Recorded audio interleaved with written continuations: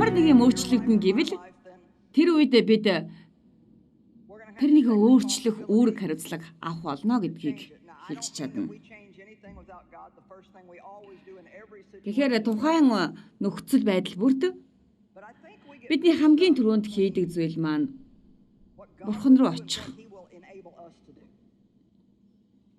Гэвч бид Бурхан хийх болов?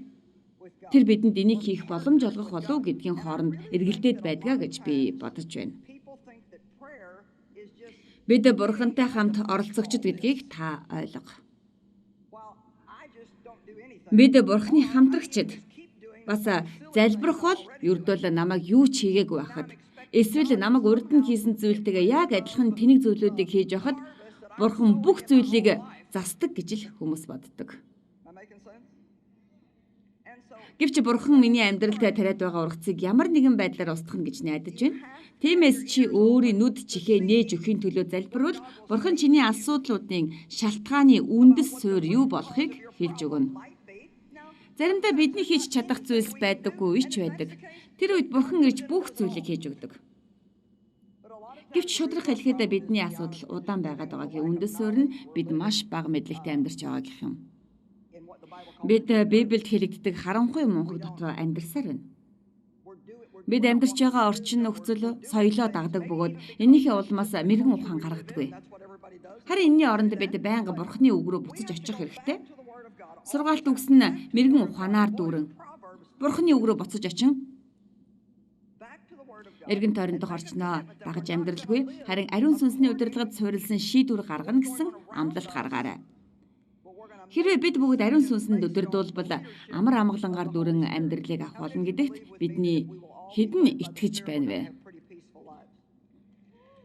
За.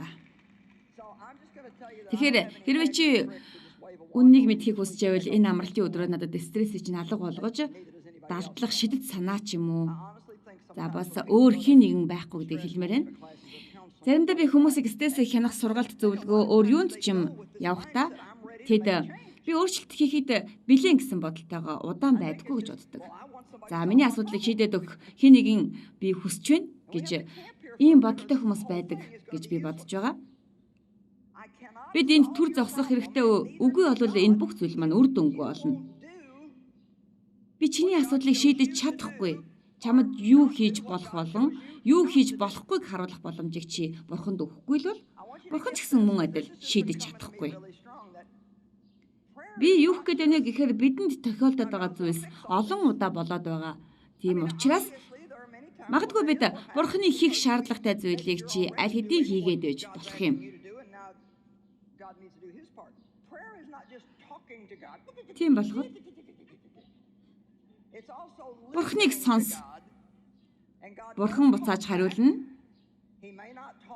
Магадгүй тэр бидэнд яаж хийх арга замыг тодорхой хэлэхгүй ч болно. Харин энэний оронд Бурхан чамтай янз бүрийн арга замуудаар харилцах болно.